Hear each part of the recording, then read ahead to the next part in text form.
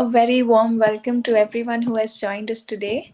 I am Meher Gandhi, and on behalf of Kalinga Literary Festival, I gladly welcome writers, eminent writers, Deepak MR and Shivakumar GV. And just to give an introduction to both, I would like to say that Deepak MR is a writer and a trainer who has over 25 years of experience in the fields of training, consulting, and education.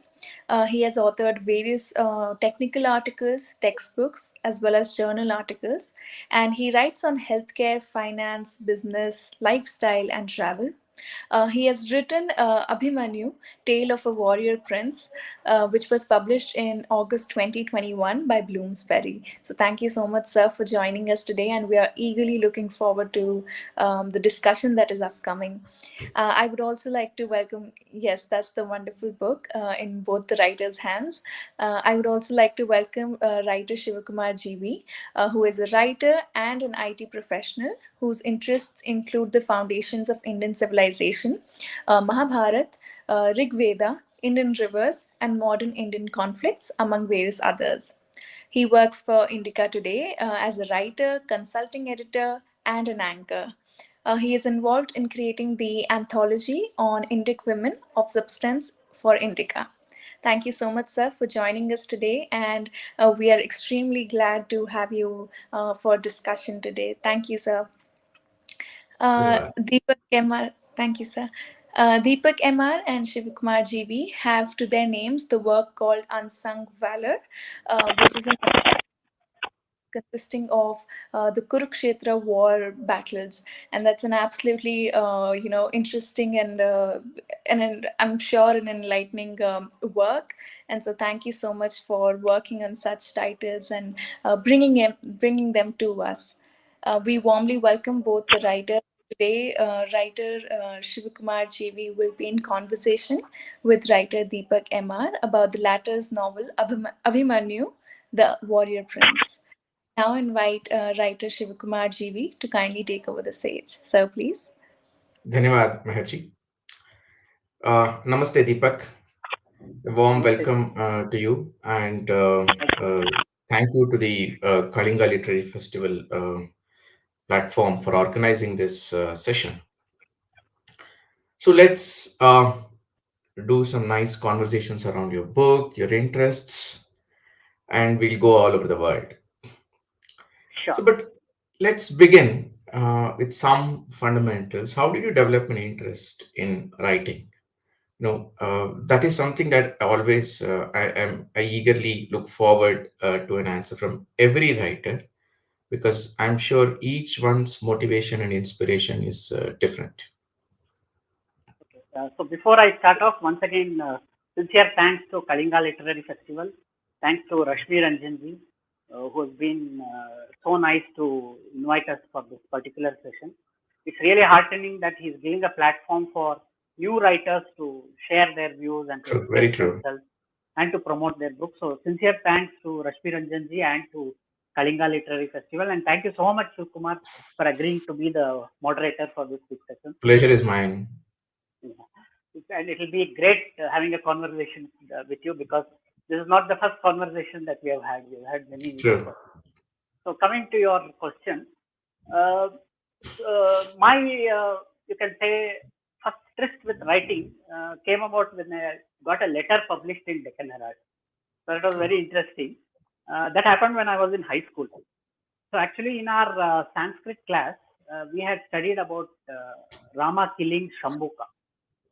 Now, there was a letter to the editor wherein that point was mentioned with reference to some other subject, and the story was given wrongly. So, I immediately wrote a letter pointing out that inaccuracy and saying this is the actual story. So, I wrote a letter about another letter, and that was published. So, that was my first experience with writing. So, then subsequently, there are some other letters that I put up. But most of my writing throughout my career has been academic and technical. So I've worked a lot in training and academics. So I've developed training manuals. In fact, the first book I wrote was on MS Office. It was a handbook for students. So then I also wrote books on management. This was basically handbooks for students to introduce them to concepts and to practical applications. And then later on, of course, I worked on uh, papers for journals and things like that. So it was all technical. So there was nothing related to fiction or literary as such. So it was only recently that this happened, and of course, this is the book which is being published first. But prior to this, the book which was published was Unsung Valor, which both of us have been a part of, which that was published first. But this was written first. So my journey into writing has been very interesting, and so maybe we can talk that Yeah. how this particular book came about a bit later. But basically, I've been writing, but it's been more of technical and academic stuff. In fact, I was into consulting, so I used to prepare operations manuals for my clients. So, in fact, one of my manuals was being used by Mahatma Gandhi University for their study center operations. So Very that was the nice. kind of writing I was doing. So from there to here is definitely, uh, you know, a sea change for me. Interesting. It's very interesting that you mentioned a letter to the editor because that culture was very strong some 20, 30 years back. Stalwarts used to write letters to the editor, like, Chakravarti Rajagopalachari or Mysore Maharaja. And to them, other stalwarts would respond in the same space. So that was the kind of sacredness and sanctity that was accorded to that space. And it's good that you started your journey from there. But let me come to your creative writing. I want to really know when that spark emerged from and that transition happened from technical writing to creative writing, and what experiences of your technical writing have made a difference to your creative writing. I'm eager to know about that also. Yeah, so this actually the story is quite interesting.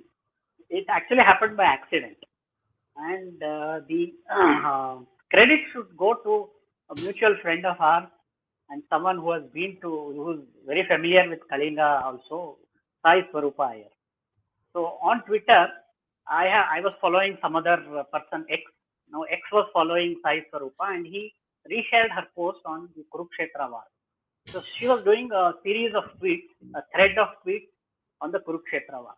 So I found that very interesting. Then I started following her, and that thread was extremely interesting because in that thread she covers each and every incident of the war day by day, and in the end she has come out with a beautiful analysis, a graphical analysis of how many battles were fought, who won how many percent of the battle, who is a better warrior, and things like that.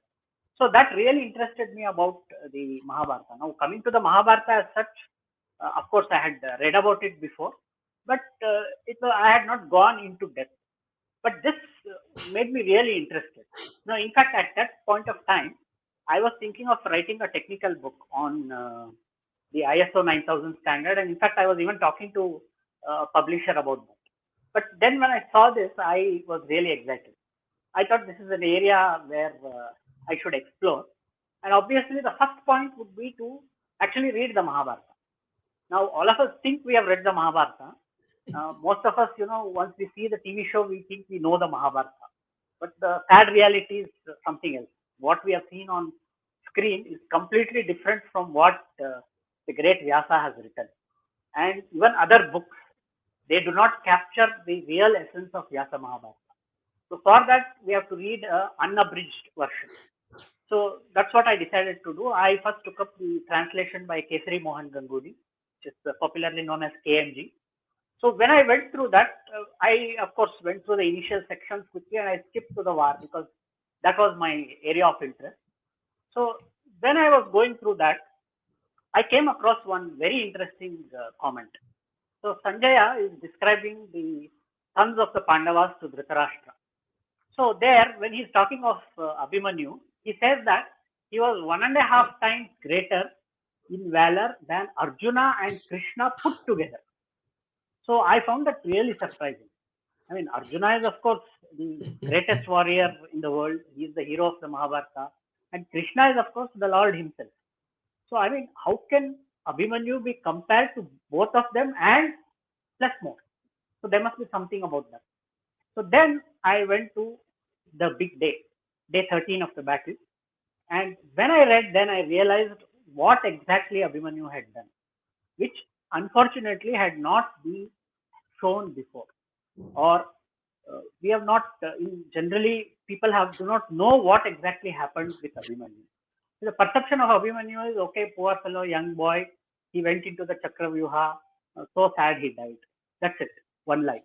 But what actually happened during that time? It's not that he went in and died immediately. It was entire day, a single 16-year-old. He held at bay the greatest army in terms of size. So as we know, before the war started, they had 11 battalions, whereas Pandavas had only 7.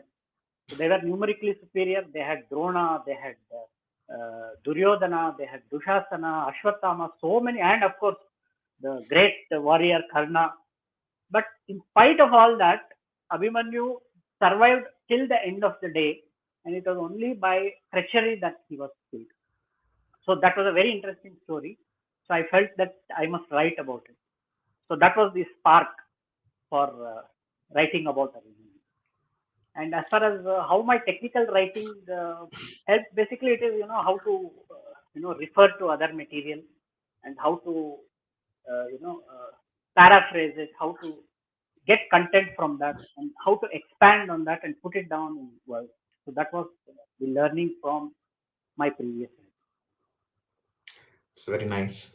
To a very large extent, I think Sai Swarupa is responsible for, creating that spark in the minds of very many aspiring writers who want to write but may not be confident. One must thank her for more than one reason for that. So that brings me to the next question that I wanted to ask. What, of course, you spoke about your fascination with Abhimanyu and the war and other things. Now that you have, I think, spent a lot of time reading through, most of the parvans of Mahabharata, what fascinates you about Mahabharata? I would like you to share with our viewers. Yeah. Now, superficially, public knowledge is that Mahabharata is the story of a war for a kingdom. Okay, uh, two sets of cousins fought for the kingdom. That is one way of looking at it. The other way is it was a fight for Draupadi's honor.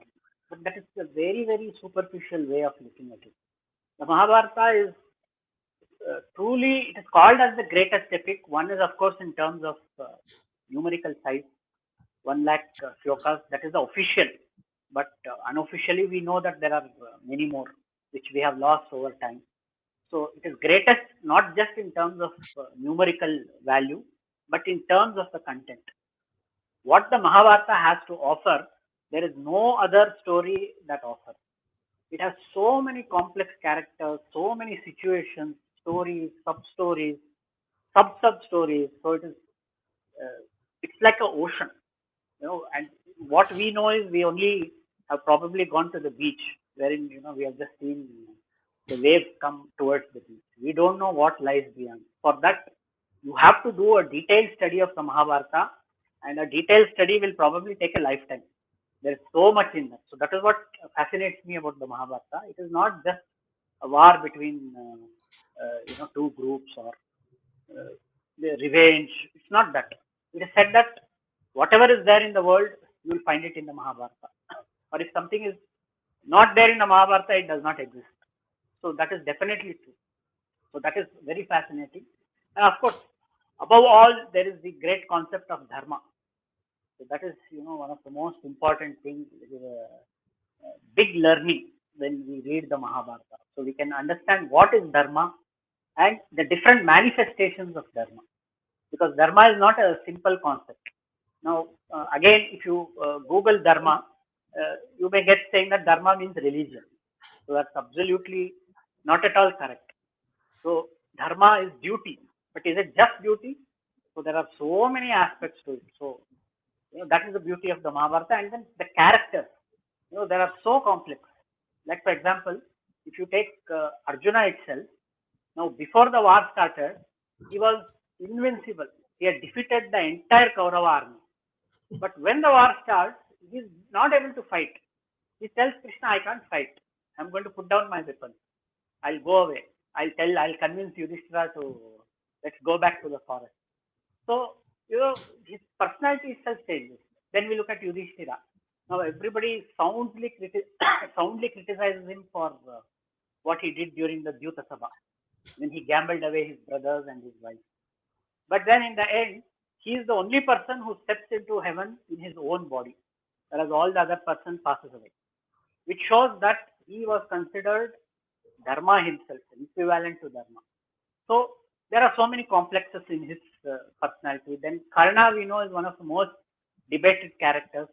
So even today, if you go to a website like Quora, you will see people fighting, Arjuna and Karna fighting, and it is almost like BJP versus Congress.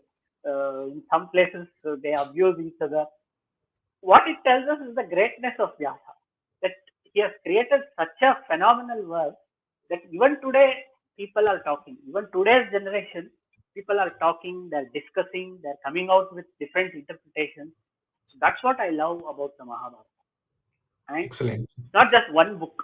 You can write hundreds of books about. You can spend an entire career writing books about the Mahabharata. Very true. Very true. That's true. Yeah. So I think you spoke about people have taken a lot of liberty and reinterpreted, and that's true. And if you look at the history and the tradition of Mahabharata, especially after the 10th century, especially after Bhasa and others, every book has reinterpreted certain character or certain situations, and academics keep on discussing why they may have done it and what social factors of that era may have influenced or some whatever else. And even in Kannada, if you take Kumara Vyasa, he has reinterpreted so many things, but all of them, in all the tradition, I think the Purushartha perspective and the Bhakti and the Dharma are a fulcrum even with all the reinterpretations. So I'm eager to know what liberties you have taken in your reinterpretations, and why you have taken, and what are the purposes, the creative purposes that they serve. I think we should discuss a bit about that. So when you're talking about liberty, so that comes through a retelling. Now there are two ways of telling the stories. One is exactly as Vyasa has done it. Now if we write what Vyasa has written, then there's no need. Why will anyone read me? They would rather read Vyasa. Why would a publisher want to spend money publishing a book which I have just True. copied from Vyasa? True. So does it mean that I write something different? No. What it means is that I have to present the story written by Vyasa in a form that is more presentable, or adding my inputs to that, trying to give a flavor to that. Now that flavor is the retelling where liberties are taken. Now I believe there are many books that I've read about the Mahabharata, many retellings, and some of them I found the kind of liberties taken bit surprising. For example, the most common thing which we see is the glorification of Karna. Now, Karna is, of course, a great warrior, all that, no doubt about it. But it is very clear that he was part of the Dushta Chatushyas, the four evil people who were the cause of everything: Duryodhana, Shakuni, Dushasana, and Karna. And it is very clear that Karna was the person who insulted Draupadi. He was the one who demanded that she should be disrobed. And we all know that even though Krishna comes and gives him an opportunity, he does not take it. But in spite of that, there is a glorification of Karna. That is, of course, the author has his creative freedom to present Karna in a different way. So probably many feel that Karna is an underdog, so he should be given a boost. So we should present him forward. That, of course, it is the author's liberty to do that. But I personally believe that when we retell, we should not dilute the main message or theme of the Vyasa Mahabharata. Some tweaking here and there, of course, any author should take creative liberty. Without that, there's no use writing. But it should not deviate from what Vyasa has written. For example, there is a very there are many stories about Draupadi being in love with Karna. It has become very popular also. Many books have come out about that. But that is not only not there in the Mahabharata, but it is atrocious to even think that such a thing could happen, considering how much he has humiliated her. So, that is a total deviation from the Mahabharata, from Vyasa Mahabharata. So, my point while retelling was to ensure that I should not do such a thing. For example, if I had said that Abhimanyu survived the war and he became the emperor, so that would be a huge deviation, unacceptable deviation. So when it comes to the entire war portion, I did not make any deviation. It was entirely as per Vyasa Mahabharata, with some embellishments here and there in terms of dialogue and descriptions, settings, and things like that. But there was a issue with the first part of the book. So basically, when we talk about a particular character, Abhimanyu, we are describing a hero's journey. So we have to start from the beginning. Now, in the Mahabharata, there is not much information given about Abhimanyu at the start. So there is a statement that he was born. Then it says that he was trained by.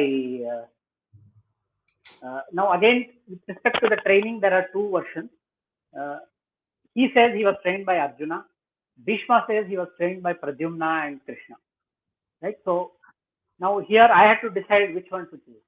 Now, if he was trained by Arjuna, that means he could not have been a kid, because Arjuna left 13 years before the war. So that means he should have been 3 years. So obviously a 3-year boy cannot be trained. Probabilities he trained him after he came. So there are so many interpretations. So I decided to skip that part. So that is one of the liberty I took. Then there is, of course, the most popular story, which is of Abhimanyu learning about the Chakravyuha in his mother's womb. Now, the very interesting part is Mahabharata does not have any reference to it. In the Mahabharata, he says, I learned from my father. But then again, he does not say that I did not learn in my mother's womb. So, if we talk about that, there is no harm. See, we are not going against what Vyasa has written. Vyasa has not specifically written anything about how it happened. So, Abhimanyu learned in his mother's womb is a very popular story. And he says he learned from his father, the Chakravyuha. But there are most popular folk tales, they represent Krishna as having instructed Abhimanyu. So I prefer to take that part. Now that is again a deviation, a liberty that I have taken. The reason is throughout my book I have tried to highlight the importance of Krishna in Abhimanyu's life and also in the Mahabharata. So he makes his presence felt right from the first page, right from the first chapter, through the training of Abhimanyu and to the marriage, and of course at the ending. So even after Abhimanyu's death, he plays an important role. So of course, what exactly is that? For those who have not read the book, I would request you to please read the book so you will know the important role played by Krishna after Abhimanyu's death. So Krishna had an important role to play. I wanted to highlight that. I wanted to stress upon that. So that was a liberty I took. And then another big liberty that I took was with the Abhimanyu and Uttara marriage. Now we know that the king Virata wanted to give his daughter to Arjuna. So Arjuna says, I have, in the form of Brihannala, I have taught her, so she's like my daughter. So I will make her my daughter-in-law. So let her get married to Abhimanyu. So now, what I did was I inserted a love story between Abhimanyu and Uttara prior to this incident. Now, is this entirely fictional? There is a folk tale. There is a folk tale from Andhra, and I understand there is also a movie made about this, though I'm not able to, tell the name of that movie. So there is a folk tale in Andhra that Abhimanyu went out in search of his father. So Abhimanyu was disturbed that He could not meet his father and he was desperate to meet him.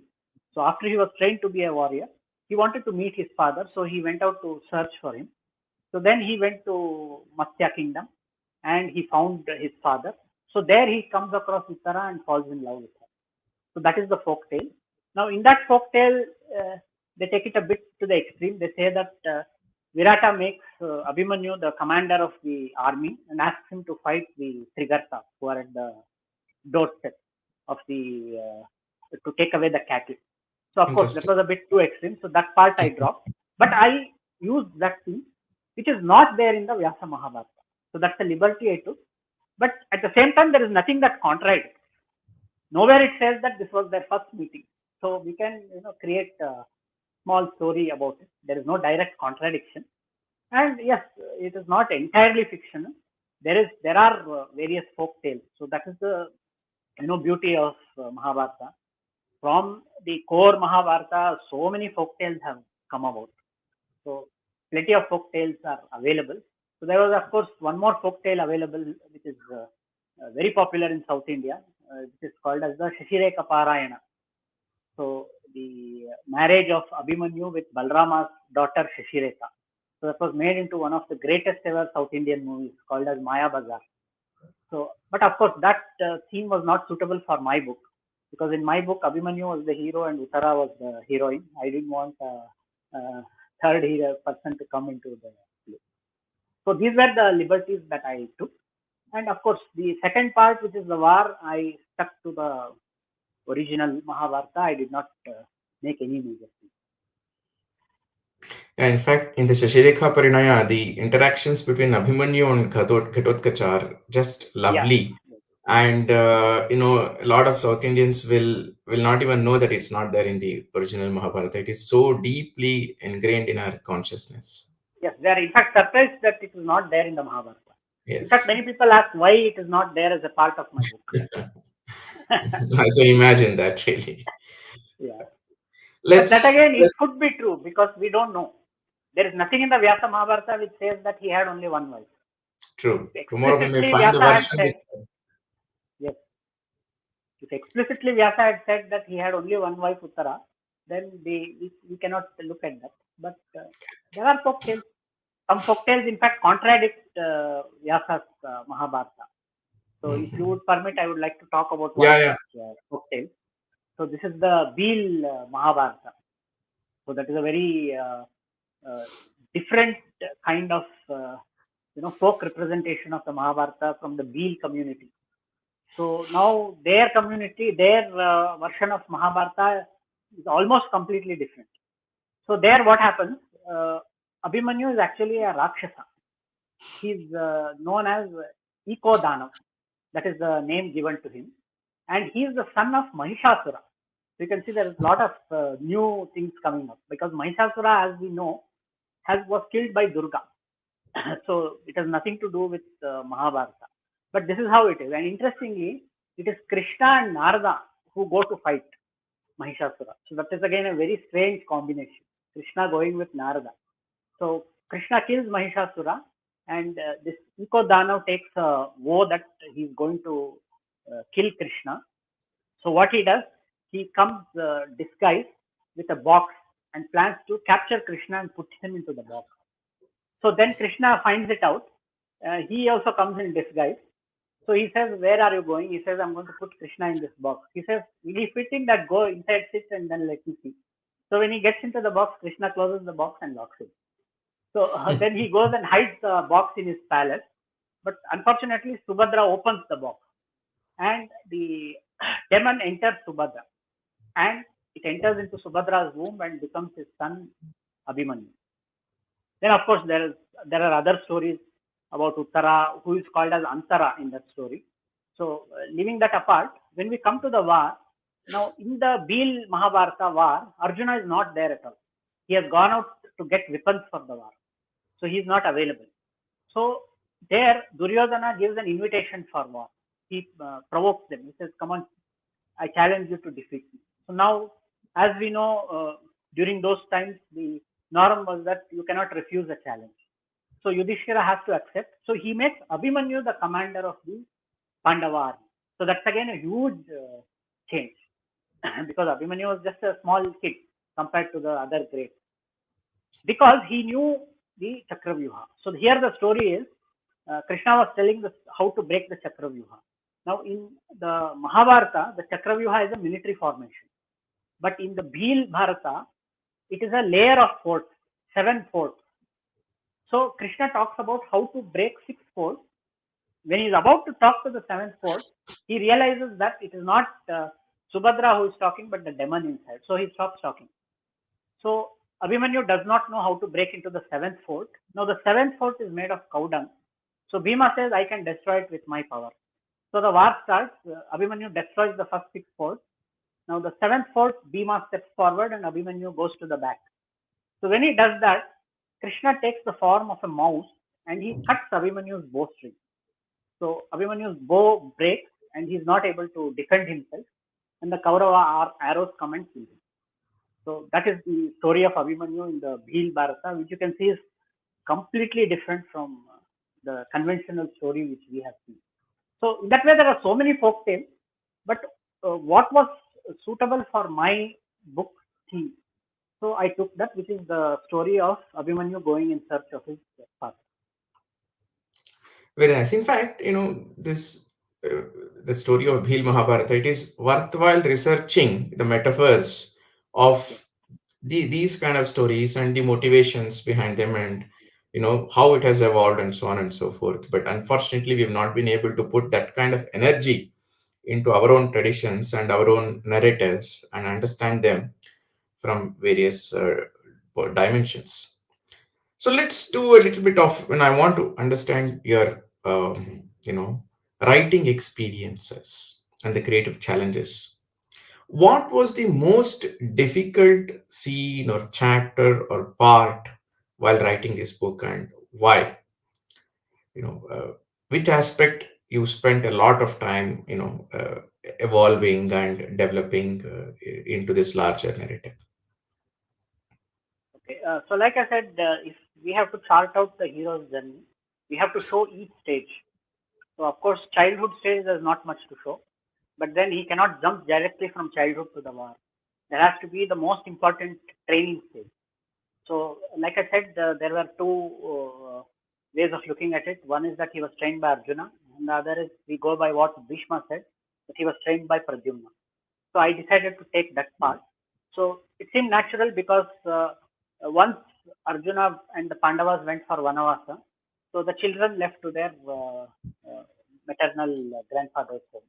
Like the 5 sons of Pandavas, they went to Drupada, and Abhimanyu and Subhadra went to Dwarka. So it is natural that Pradyumna, his cousin, would have trained him. So I decided to show that. But then how to show the training? That was challenging because how would he have trained him? What the training regimen would have involved? How would he have taught him archery?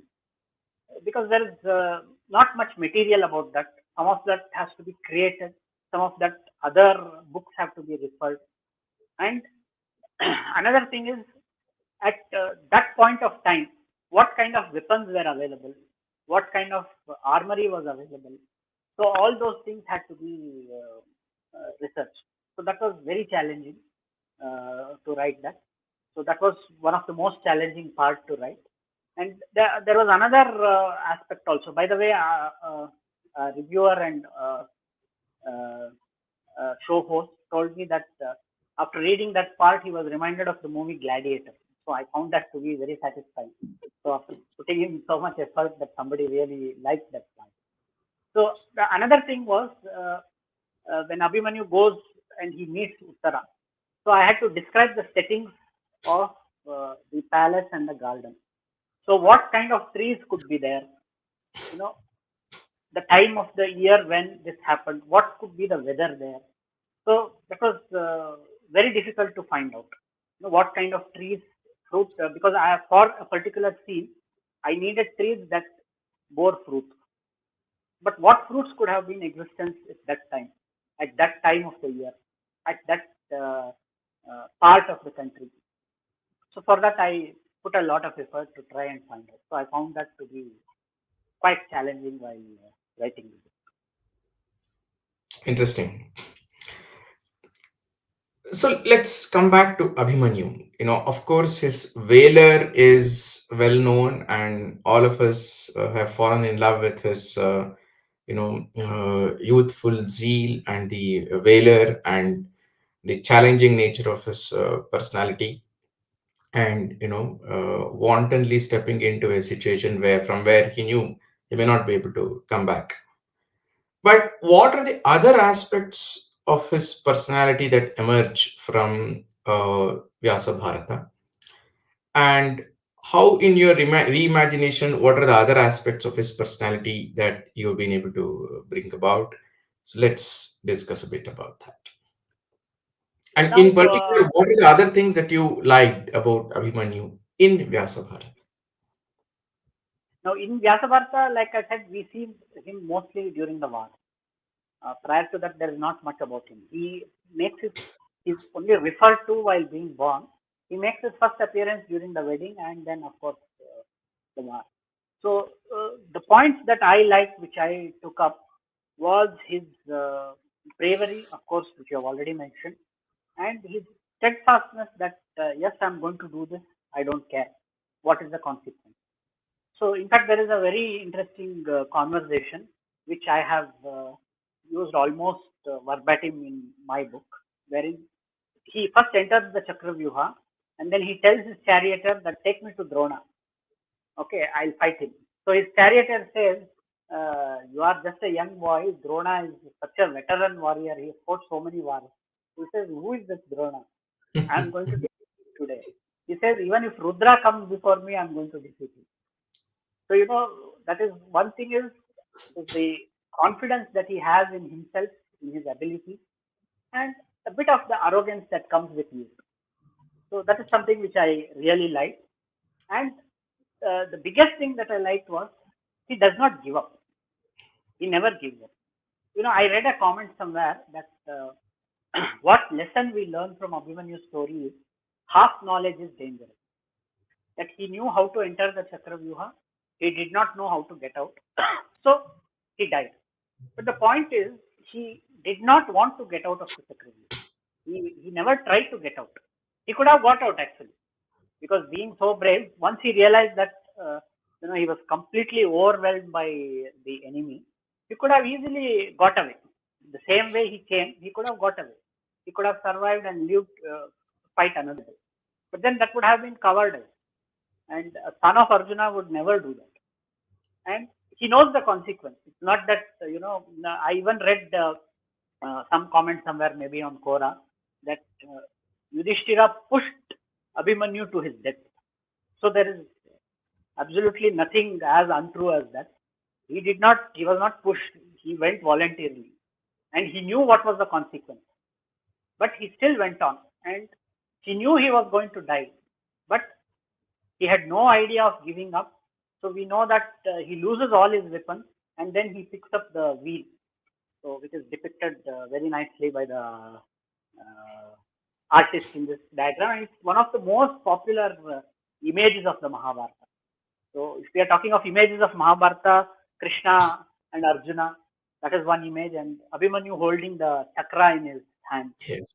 So that shows that, Immortalized by Amar Chitrakatha. yeah, immortalized by Amar Chitrakatha, of course. Of course, we can talk a lot about Amar Chitrakatha also, but anyway, that's another story. So at that point of time, he had no weapons in his hand. He just had a wheel, but still he was determined to go ahead. So in fact, if you read the book, you will know that that wheel was shattered by Karna. But then he does not stop. He keeps fighting until the very end. So that is what I liked about Abhimanyu. So in fact, what my analysis of Abhimanyu is, he was a bit more like Bhima rather than like Arjuna. True, true. Bhima had a single focus. This is my goal and I'm going to achieve it. I'm going to do it. This is my dharma. My dharma is to fight. I'm not going to see who is there in front of me, whether it is Drona or whoever it is. My dharma is as a warrior on the battlefield. I have to fight for my king, for my kingdom, for my country. I'm going to do it. So Abhimanyu was a bit like that. Whereas Arjuna, as we can, as we have seen, uh, he tries to analyze the situation. He thinks that, okay, the opponent is my guru. He is the one who taught me. Now, should I be harsh against him? Would it be right? Is it adharma? Now, Bhima is not like that. Same way, Abhimanyu is also a bit like that in terms of But it also very, helps Abhimanyu that, he was not in the midst of everybody for a long time. He was yes, that is away. also And that emotional distance also makes it easy for Abhimanyu. I mean, one can speculate yes, that Abhimanyu he did not know his opposition. correct. Sometimes not knowing the reputation of your opposition, helps you because you are not burdened by the reputation. So, Nevertheless, I think fighting till death and not being afraid of death is a totally different thing yeah. about Abhimanyu. I'm also eager to know what role Subhadra seems to have played in the life of Abhimanyu, according to Vyasa Bharata. And are there any other interesting narratives in this? So for Abhimanyu, Subhadra was everything because uh, if we go now, actually there are two theories here. One is that Abhimanyu is 16, which is the most popular and most accepted theory. And there are many references saying that he was a child, he was in his teens. That's of course translation. Uh, but there is also an argument that he was 33 years old at the time of the war. And in those times, 33 was also considered a child. So there is one way of looking at that. So if we go by that way, then Arjuna trained him and all that. Those things will come up. But of course, that is a complex part to theory to explore, and it didn't suit my story, so I did not consider that. So I went by the popular notion that he was 16 years old. So I went with that. So when we went with that, he never met his father until the war. Now, in my story, he meets him for a very brief period. But if we go by Vyasa Mahabharata, he only met him at the time of wedding. As a child, of course, he would not have memories of much experiences with his father. So it was only during the brief period from his wedding until the start of the war. As we know, it was just a few months. So there was not much time. So for Abhimanyu, his mother was everything. Right from the day he was born until the war, it was his mother who brought him up. So she played a very important role in his life. So obviously, she would have inculcated the values in him. She would have told him the stories of his father and told him, what kind of a warrior he should be, what is his dharma, how he should take it up. So I have tried to portray that in a few interactions between mother and son. Of course, I have tried to show that she was concerned that he's going to be injured in the war. It is natural. Any mother will be worried that her son is going to be hurt or he's going to die. But there's also an important part Subhadra played after the war, because after the war she became the Yes. queen mother. So which is there in your book, The Indic Women of Substance. We have a story about Subhadra, which Yeah. explores that part. So Subhadra played a very important role, not just in the life of Abhimanyu, but in the life of Abhimanyu's son also, who was the future emperor of Our, our Bharatavarsha. civilization is Subhadra's Yes, descendants. yes, yes, yes. And that is very interesting. Just one more point to add. Uh, now, Mahabharata, we have the Chandravamsha. Now, technically, it got broken at the time of Dhritarashtra because it became Parashara Vamsha, because Vyasa was Parashara's son. Now, Abhimanyu was the son of Chandra, Varchas. So, technically, he restored the Chandra Vamsha. That is one Yeah, interpretation. So, that's a that's very beautiful way of thinking, and that's true. interesting True. thing. And, his lineage, uh, Arjuna, his father, Kunti, grandmother, who is a Yadava, and then Krishna on that side. Subhadra is, of course, Krishna's sister. So we have a strong Yadava connection on one side. And then on the other side, we do not have a direct connection to the Kurus, but Arjuna's father is none other than Indra. So we can say direct connection is there from the god. And Abhimanyu is descended from Chandra. So, you know, a very strong lineage that he left behind to Parikshit and his successors who ruled our country. True. Also, the death of Abhimanyu and Ghatotkacha signify the fact that you end up giving enormous sacrifices in order to achieve something very significant. If you take a long term view of things. So, the, the most loved things sometimes end up getting sacrificed. There are many other folk tales that narrate this. Whenever there is a grand change, there is a technical possibility of losing some things very, very dear to you in the immediate. And Of course, that is as we are, the sacrifice. He gives up his life because he knows that he's going to die. okay. But he's and not Krishna ready to give up his life easily. He's going and to, Krishna, give maximum trouble to the Kaurava, and his death changed the entire course of the war. yeah, the course of the war Because is Arjuna was changed by talking about Abhimanyu that. and Ghatotkacha. Yes. Absolutely, they change it and they pay a price for it. True. Very nice. I've interacted with you in the last 2 years. We've spent a lot of time discussing various aspects of Mahabharata. Now that you've gone into the length and breadth of it, and of course, there are a lot of youngsters very eager to get on to writing about Mahabharata in our own Indica anthologies they're writing, and otherwise also they're writing. What is your advice to the Mahabharata writing aspirants, especially the young ones?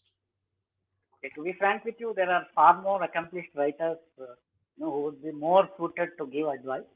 So, from what little I have learned during the writing process, and with my writing experiences with much more experienced people, um, so as you know, we are part of various fora where there are many senior authors, well experienced authors.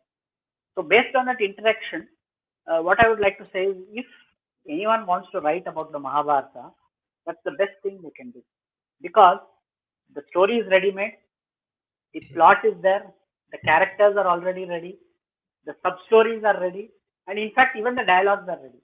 You don't have to do anything, you just have to take it from there, adapt it, retell it.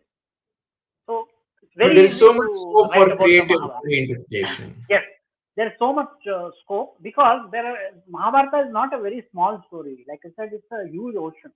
There are so many sub stories and even sub stories. Like there is one story, Bhishma is telling one story. In that story, there is another story being told, and we know that all this is a story told by Vaishampayana, which in turn, Sauti is telling that. So, there are nested stories in this. So there is a lot of scope to write about the Mahabharata. So my only request to any new writers is it's very easy to write about the Mahabharata. Now, when you write a book, you have to refer to hundreds of books, especially if you are doing technical writing, technical journal article or something like that. Even generally, when you write a novel, you need to refer to a lot of things. But in Mahabharata, you just need to refer to one book, which is the translation. Either you pick up the translation by Kesari Mohan Ganguly, or you pick up Dr. Vivek Debroy's translation of the critical edition of Mahabharata. Pick Or the up one of Gita. the two, or even both, or Gita Press. Pick up any of those, go through that in detail, and use that as the reference. So that part is easy. Now, while expressing creativity, it is possible to get carried away. So, my request to any new writers is please do not do major deviations, like Subhadra was in love with Duryodhana and things like that. So, that is very upsetting to people who have read the Mahabharata. So, there is a lot of scope to write about the Mahabharata. There are the same story which I have told, someone else can write and tell in a different way.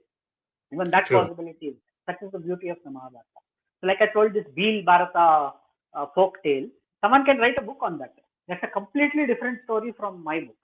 So, both books can coexist. So, in the same way, there is the sky is the limit while writing about the Mahabharata. True. So, it is Very very true. easy to Very. write, but only thing, let's not, deviate too much from the core essence of what the And Mahabharata also a is. little bit of understanding of the perspective of dharma in Mahabharata. is essential so that people know what deviations they can take and what will harm the original perspective.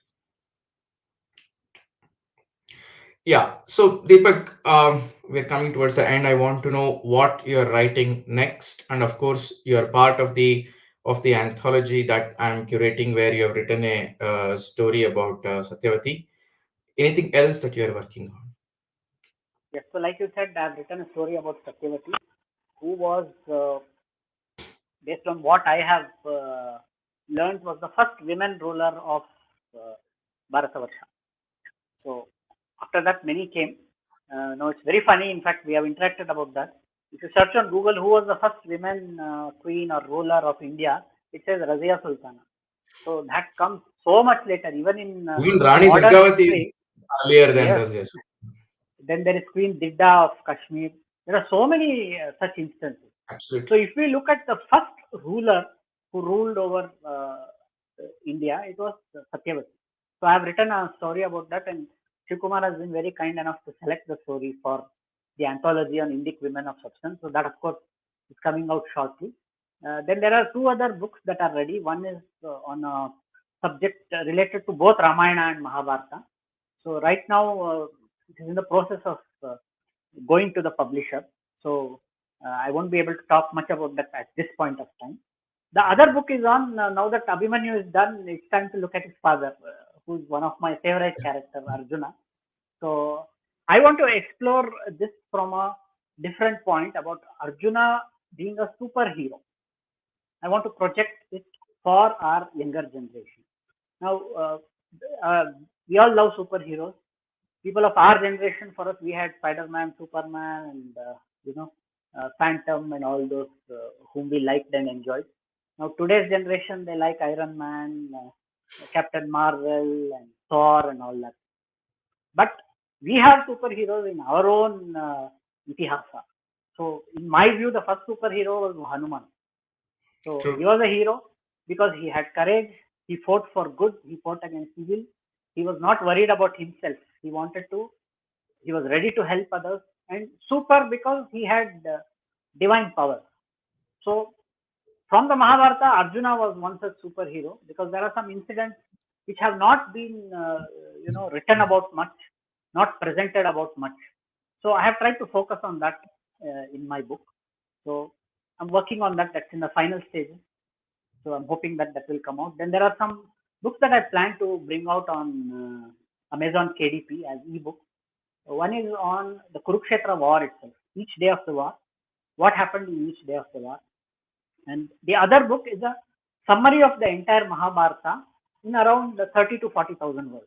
So, when people want to read the Mahabharata, of course, the translation is 5,000 pages. Now, many people don't have the patience to read that. And Rajaji's or C. Rajagopalchari's book is there. Of course, I cannot hope to compete with that. That is in its own class. So I just want to have a summary of the Mahabharata. If somebody just wants to have a quick read of what is there in the Mahabharata in each of the 18 parvas. Just a quick summary. So that is one thing which I'm working on. And there's also one more non-Mahabharata, which is a collection of flash fiction short stories. That is, each story, the word limit is 600 words. Within 600 words, a short story. So these are Very the nice. things that I'm working on. I'm hoping that Excellent. a couple of them will come out this year. All the best. I'm sure you're going to be one prolific writer about Mahabharata, and a lot of people will take inspiration from you. Looking forward to all those books. Let's take some questions now.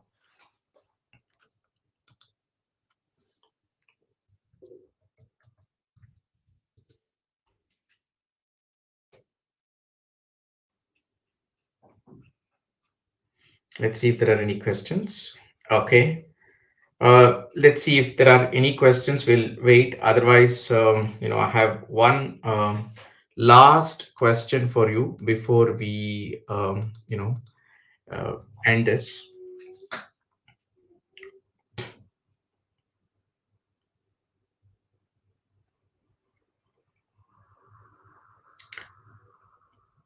Apart from Abhimanyu, like you said, Arjuna right now, you know, uh, what is something else about Mahabharata that made a very deep impression on you? Of course, you started with your, Kurukshetra war and Abhimanyu and so on. But is there something very remarkable about Mahabharata that you want to pass on to our readers? And let that be our last question of this conversation. So of course, when we talk about Mahabharata, then the Bhagavad Gita comes into play. So that is one of the most important incidents because, like I was just referring to it, so there is a point in the war that Arjuna does not want to fight. Now, Arjuna actually has a weapon from which he has received from Lord Shiva, the Pashupatastra, and if he uses it, he can finish the war in just 5 seconds. The war does not need to go for 18 days. He can finish it in 5 seconds. But that would be unworthy of him. It would be unworthy of Lord Shiva to use that weapon. He knows this. So that is one point. Second thing, his point is that why should I slaughter my own people? And then the Lord instructs him. So until that point, Krishna is not presented so much as a divine being. He is presented as a very strong personality, but at that point, he is revealed as the Lord himself. So that part is very strong, especially, do your duty, leave the results to me. I think that is the biggest and most powerful message that we can get from the Mahabharata. So that is Excellent. the Uh, Excellent, Deepak. I think that's a perfect note to end this beautiful conversation. It was a pleasure talking to you. Like Mahabharata, I consider as our civilizational text, and a continuous engagement with Mahabharata will significantly transform and realign the flow of the civilization uh, to into its natural course of path, and which is today significantly obstructed because of various conflicts. In the meanwhile, we have a question, one question, maybe a crisp answer. Rajini ji is asking a question: how do you treat Abhimanyu's death being unfair in your book? You know, that sense of it's unfair. I mean, it's there in all of us who've read it. You know, how how have was you it looked? unfair? Now there are two ways of looking at it. One boy and the entire army, being against him, right? So that is one way of looking at it. But that was happening throughout the war, so that's not a problem. And he never faced any genuinely problem in that part. The problem happened was when Karna cut his bowstring from behind. Now, of course, there would be disputes whether where is that? Show me the text. So if we go to Rajaji's Mahabharata, we can see it very clearly. It says that Karna cut his bowstring from behind. So that was definitely deceit. It was treachery on the part of Drona because Drona was a teacher. He was the one who gave values to Pandavas and Kauravas, and he himself tells Karna. Right? In Vyasa Mahabharata, he does not tell explicitly from behind, but we can interpolate it because Karna was fighting from the morning. 3 times he was defeated by Abhimanyu. So obviously he could have he could have cut his bowstring. It was not a innovative strategy. So he did it from behind. So that is part one. The most important thing is Abhimanyu was weaponless and helpless. He was lying on the ground when Dushasana's son, who is called Durnashana in my book, because in Vyasa Mahabharata he is not specifically named. So there are of course other places where the name is given. So he kills him when he's down. We see some other stories where they all stab him from behind, but that's not the case. He kills him when he's down and helpless, which is why it is unfair. True, true. Yeah, why is Arjuna a hero versus say Bhima? Of course, it's not versus. Bhima is also a hero. Arjuna is also a hero. Both of them have their own specific traits. But when it comes to Arjuna, when it comes to Bhima, he was like, I'm just going to go ahead like a bulldozer and blast my way through. Whereas Arjuna would think, would analyze, and he had gifts from Lord Shiva, and he has used those gifts to help the Devas in the battle against the Nivata Kavachas and Kalakeyas. So that's an incident. So I would say Arjuna is one bit ahead of Bhima. Not that Bhima is not a hero, Arjuna one bit also ahead. goes through the travails of a human being much, much more Yes, than. yes, yes. Very nice. Superb conversation, Deepak. I think a lot, we expect a lot more from you, and I'm sure it will come out. And thank you for being with us, to all the audience, and thank you so much to the Kalinga Literary Festival platform for organizing this beautiful conversation. Dhanyavad. Thank you so much. Dhanyavad.